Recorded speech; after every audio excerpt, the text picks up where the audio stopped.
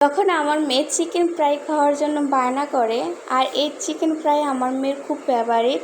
তার জন্য আমি ঘরেই আমার মেয়ের জন্য চিকেন ফ্রাই বাসায় ট্রাই করার চেষ্টা করি।